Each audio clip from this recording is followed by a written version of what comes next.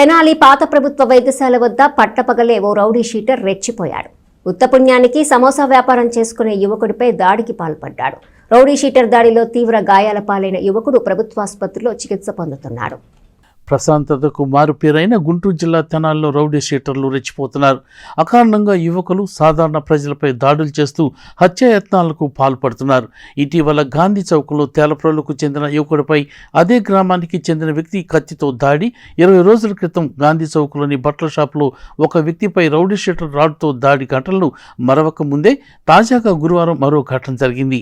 పాత government hospital వద్ద పట్టపగలే నడు రోడ్డుపై ఒక యువకుడి మీద ఐతనగర్కు చెందిన రౌడీ షీటర్ నూతలపాటి అరుణ్ దాడి చేశారు. మల్లిపాడుకు చెందిన శ్రీ రామరాజు ప్రకాశం రోడ్లో ఏఎస్ఎన్ కాలేజీ సమీపంలో సమోసాలు బడ్డీ పెట్టుకుని వ్యాపారం చేసుకుంటుంటాడు.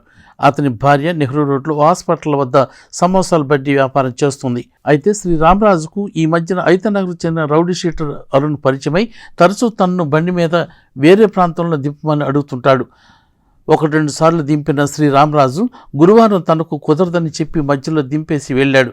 దీంతో ఆగ్రహించిన రౌడీ షీటర్ అరుణ్ యువకుడు శ్రీరామరాజుపై పాత గవర్నమెంట్ హాస్పిటల్ వద్ద దాడికి దిగాడు. బండి తాళంతో శ్రీ రామరాజు చెవిలో పడవటంతో అతను తీవ్రంగా గాయపడ్డాడు. రక్తస్రావంతో తెనాలి ప్రభుత్వాసుపత్రిలో చికిత్స పొందుతున్నాడు. యువకుడితో రౌడీ షీటర్ వాగ్వాదం చేయటం, బండిపై వెళ్లటం వంటి దృశ్యాలు అక్కడ సీసీ కెమెరాలో రికార్డ్ అయ్యాయి. అయితే అకారణంగా తన భర్తపై దాడి చేశారంటూ యువకుడి భార్య లక్ష్మి వాపోయింది.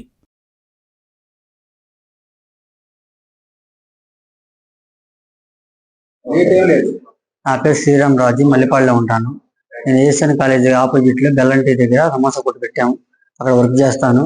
అక్కడ అరుణ్ అనే అతను పరిచయం అయ్యాడు. మామూలు వస్తూ ఉంటాడు టీ తాగటానికి. అలా పరిచయం మీద నన్ను దింపు తమ్ముడు అంటే ఇక్కడ దాకా తీసుకుని వెళ్ళి డ్యామేజ్ మన గాంధీ చౌక్లో అక్కడ దించాను, బార్ షాప్ దగ్గర. తర్వాత నేను ఇంటికి వెళ్ళిపోయి మా పాపని స్కూల్ నుంచి ఇంట్లో వదిలిపెట్టాను. వదిలిపెట్టి వస్తుంటే ఫోన్ చేసి ఎక్కడరా నువ్వు ఎక్కడున్నావు అన్నాడు. నేను పాపను వదిలిపెట్టి చికెన్ తీసుకొని వస్తున్నానన్నా ఇంటి దగ్గర నుంచి షాప్కి అన్నాను. నువ్వు అర్జెంటుగా 5 నిమిషాల్లో వస్తున్నావా రావట్లేదా అన్నాడు. వస్తున్నానన్నా అన్నాను. వచ్చాను. వచ్చిన తర్వాత నేను గాంధీ చౌక్ లో నా షాప్ దగ్గరికి వచ్చాను. మైత్రి హాస్పిటల్ దగ్గర షాప్ 2 షాపులు ఉన్నాయి. మైత్రి హాస్పిటల్ దగ్గరికి వచ్చాను. వచ్చాడు షాప్ దగ్గరికి ఫోన్ చేసి వచ్చానన్నా అన్నాను. వచ్చాడు.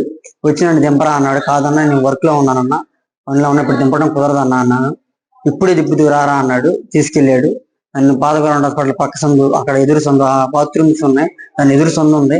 ఆ సందులో తీసుకెళ్ళి నా కొడక నువ్వు నన్ను దింపమంటే ఎందుకు దింపవు, ఎదురు సమాధానం చెప్తున్నావు, నేను ఎక్కితే ఎక్కడ తీసుకెళ్లాలన్నా అని సమాధానమే రావాలి, వేరే సమాధానం రాకూడదు నీకు అని కొట్టి తాళంకి పెట్టి చెవిలో పొడిచేసి అలా అరుణ్ అనే అతను ఇక్కడ ఐతనగర్ అతను అరుణ్ అనే అతను ఇక్కడ చెవిలో గుచ్చేసి అలా పడితే అలా మొత్తం కొట్టేసి గుద్దేసి నా కొడక నీకు ఎవరు వస్తారు నీ ఆకాలు ఎవరు చేస్తారు నీకు అని చెప్పాడు. చెప్పి వెంబడిన స్పాట్ లో ఎవరో సిఐ గారికో ఎవరికో ఫోన్ చేసి ఆయన కూడా ఫోన్ చేస్తున్నాను, నేను కొట్టాను, నిన్ను ఏం చేసుకుంటావు చేసుకో. ఆయన కూడా చెప్పాడు ఇలా కొట్టాను, వాడిని ఇలా చేశాను, వీడియో కాల్ చేయమంటా వాడికి చూపిమంటావు వాడిని అని అడిగాడు. ఇక ఆయన ఏమో ఒక రెస్పాన్స్ అవ్వలేదు, పెట్టేసేసాడు. తర్వాత కత్తి తీసుకొని ఎదిరిచ్చాడు. నువ్వు మటుకు చెప్తే మటుకు నిన్ను చంపేస్తాను, వాళ్ళ కేసు పెట్టుకున్నా కానీ పెట్టుకో, నేను 3 నెలల్లో బయటకు వస్తాను, తర్వాత నేను చంపేస్తాను, నీ టార్చర్ చూపిస్తాను అన్నాడు. తీసుకెళ్ళాడు. తీసుకొచ్చి నన్ను తాకల చెరువు దగ్గర అక్కడ బట్టల షాప్, ఎంకే బట్టల షాప్ దగ్గర తీసుకెళ్ళాడు. నేను కండవా కప్పుకొని వెనకాల బండి మీద కూర్చున్నాను.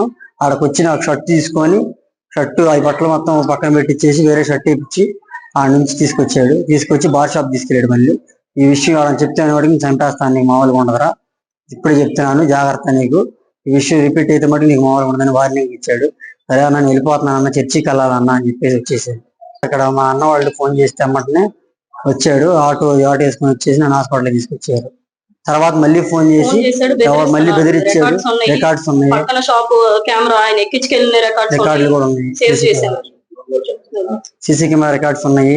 ఫోన్ చేశాడు, ఎక్కడ చర్చికి వెళ్ళావా, ఏంట్రా నువ్వు ఏడున్నావురా, నువ్వు నన్ను పిలుచుకొచ్చుకునే ప్లాన్ ఏమైనా ఉందా, పిలుచుకొచ్చుకో అన్నాడు. లేదన్నా అని చెప్పేసి నేను పెట్టేశాను. నా పేరు లక్ష్మి అండి, రాజు వాళ్ళ వైఫ్ని. మైత్రి హాస్పిటల్ దగ్గర నేను ఉంటాను, కౌంటర్ లో ఉంటాను. అతనేమో ఏఎస్ఎన్ కాలేజ్ దగ్గర ఉంటాడు. నాకు చికెన్ ఇవ్వడానికి వచ్చాడు. వచ్చి ఫోన్ చేస్తే ఫోన్ అటెండ్ చేశాడు. ఎక్కడున్నావు అంటే అన్న ఇక్కడ షాప్ దగ్గరికి వచ్చానని చెప్పాడు. ఎమ్మటనే ఇద్దరు వచ్చారు. ఇద్దరు వస్తే ఒక అతను దిగి రా అడ్డా కొడుకు పెడుతురా అంటే లేదా షాప్ కి సమస్య చేయాలన్నా